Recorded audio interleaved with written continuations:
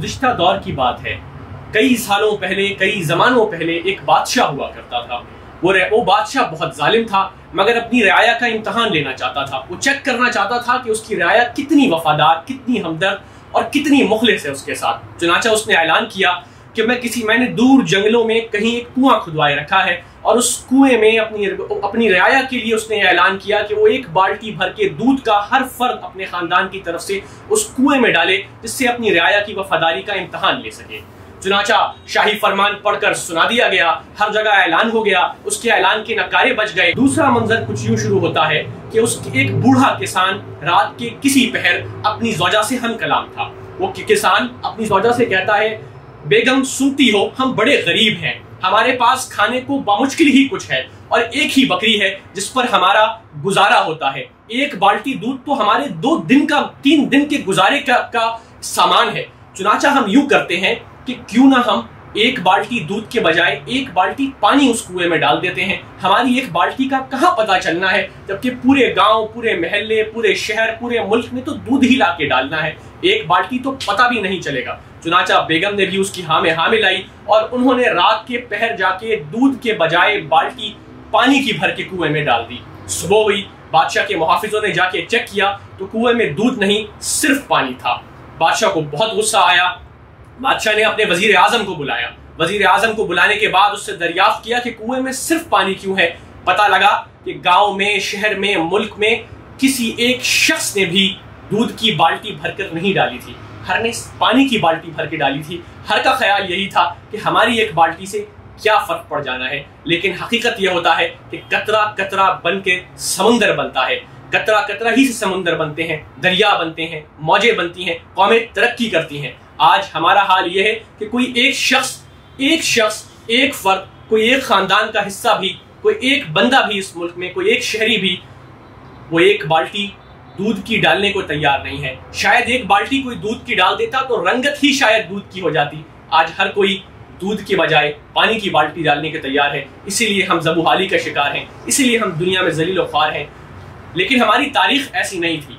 हम जब हमारा मुल्क जिस वक्त हमारे से वजूद में आया, जो उस वक्त के हुक्मरान थे, उस वक्त की जो रियाया थी, उस वक्त की जो आवाम थी, वो एक बाल्टी पानी की नहीं बल्कि एक के बजाय 2 बाल्टी दूध की डालने के लिए तैयार थी। हम इस चैनल पर, जिसका नाम हिस्ट्री 360 है, यही सब डिस्कस करेंगे। मैं हूं अंसर रज़ा फातमी, आप देख रहे हैं हिस्ट्री 360। इस सीरीज का नाम नवाबजादा लियाकत अली खान है। इसमें हम लियाकत अली खान की जिंदगी को डिस्कस करेंगे, और इसमें हम डिस्कस करेंगे लियाकत अली खान की पैदाइश से लेकर लियाकत अली खान की शहादत तक। इसी किस्तवार सीरीज की पहली किस्त आज पेश की जा रही है। हमारे साथ मौजूद हैं रेड क्रिसेंट सोसाइटी के एक्टिविस्ट, सीनियर सियासतदान और कायदे मिल्लत सोसाइटी के जनरल सेक्रेटरी महफूजुन नबी खान साहब। हमारी आवाम, हमारी यूथ ये जानना चाहती है कि लियाकत अली खान साहब कब पैदा हुए, उनके शुरू की ज़िंदगी के क्या हालात थे, तो इस बारे में कुछ ज़रा हमारी आवाम को आप ब्रीफ कीजिए। मुझे खुशी है कि आपके टॉक शो में हम कायदे मिल्लत लियाकत अली खान के बारे में यहाँ गुफ्तगू करेंगे। और ये साल 2020 कायदे मिल्लत लियाकत अली खान का 125वां यौम पैदाइश का साल है। जी जी। इस हवाले से आपने जिस गुफ्तगू को, जिस सीरीज़ का आगाज़ किया है, मैं समझ रही बड़ी खुशाइंद है।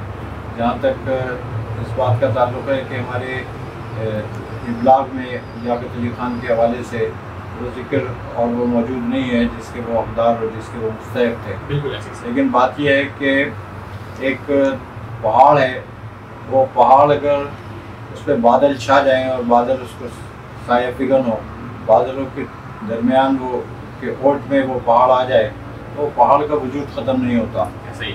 एक वक्त होता है कि जब वो बादल छट जाते हैं तो पहाड़ आपको वो हकीकत की तरह वैसे ही नमूदार होता है। लियाकत अली खान के साथ भी ये सूरत हाल है कि ये बावजूद इसके कि जो हालात हमारे इस वतन अजीज़ में गुज़श्ता 70 साल के अंदर हम जिन हालात से गुजरे हैं, और उसमें उनकी शख्सियत को जिस तरह फरामोश करने की कोशिश की गई है, लेकिन वो एक ऐसी हकीकत है कि जिसको कुछ छुपाया नहीं जा सकता। तक लियाकत अली खान का ताल्लुक़ है, वो 1 अक्टूबर 1895 को करनाल में पैदा हुए थे, और उनकी शहादत भी अक्टूबर ही के महीने में 16 अक्टूबर 1951 को दरअसल ये हरियाणा का नाम जो है ये मुगलों के दौर से चला आ रहा है, लेकिन अंग्रेज़ों ने जब इस पूरे इलाके पे कब्जा किया तो उसको फिर इस पूरे हरियाणा के इलाके को, जिसमें करनाल भी शामिल था, बल्कि एक ज़माना तो वो था कि जब कि दिल्ली भी अंग्रेज़ों ने सूबा पंजाब में शामिल कर दिया था। तो उस वक्त जिस वक्त लियाकत अली खान पैदा हुए तो ये करनाल का जो इलाका है ये सूबा पंजाब में शामिल था। पंजाब की उस वक्त की क्या मतलब हदूद थी? ये जो मौजूदा पंजाब पाकिस्तान में मौजूद है और हिंदुस्तान जो है केंद्र में जो पंजाब है और हरियाणा, ये पूरा इलाका पूरा पंजाबी था। ये आज का पूरा पाकिस्तान में जो पंजाब है वो पूरा पाकिस्तान का पंजाब, हिंदुस्तान में आज जो पंजाब है वो पूरा पंजाब, हिंदुस्तान में जो हिमाचल प्रदेश है वो पूरा का पूरा इलाका, और हिंदुस्तान में जो हरियाणा है वो पूरा इलाका, और कुछ अरसे के लिए दिल्ली भी पंजाब का सूबे का अंग्रेज़ों के दौर में हिस्सा रहा है। अच्छा, लियाकत अली खान साहब के बारे में मुझे बताइए। वो तो नवाबजादा थे, नवाब थे। आमतौर पर तो नवाबों के यहाँ कोई तालीम की कोई ख़ास रग़बत नहीं होती, लेकिन लियाकत अली खान की इब्तदाई तालीम क्या थी? उन्होंने इब्तदाई तालीम कैसे हासिल की? वो नवाबों की तरह हासिल की या कुछ रिवायत को उन्होंने तोड़ा? लियाकत अली खान की अपनी इब्तदाई तालीम उन्होंने घर पर ही हासिल की, और उनके वालिद नवाब रुकनुद्दौला नवाब रुस्तम अली खान की ख्वाहिश थी कि जिस तरह नवाबीन होते थे कि वो अपनी उनकी जो औलाद है वो घर पर ही अतालीक के ज़रिए तालीम हासिल करे, लेकिन उनके भाई सज्जाद अली खान ने उनको माइल किया कि वो अपनी तालीम का जो बकिया हिस्सा है वो मदारिस में हासिल करें, और इसके लिए वो बिलाखिर उन्होंने अपनी ग्रेजुएशन की तालीम जो है वो अलीगढ़ के MAO कॉलेज में हासिल की, जो बाद अलीगढ़ मुस्लिम यूनिवर्सिटी के नाम से मशहूर हुआ।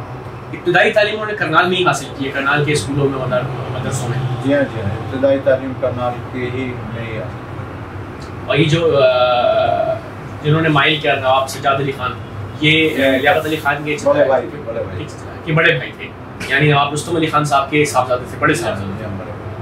ठीक। तो ये लियाकत अली खान की तालीम का सिलसिला रहा। इंशाअल्लाह अगली एपिसोड में, अगली किस्त में हम लियाकत अली खान की मज़ीद ज़िंदगी को डिस्कस करेंगे। तब तक के लिए इजाज़त दीजिए। अस्सलाम वालेकुम, और अगली एपिसोड के लिए क्लिक कीजिए यहाँ।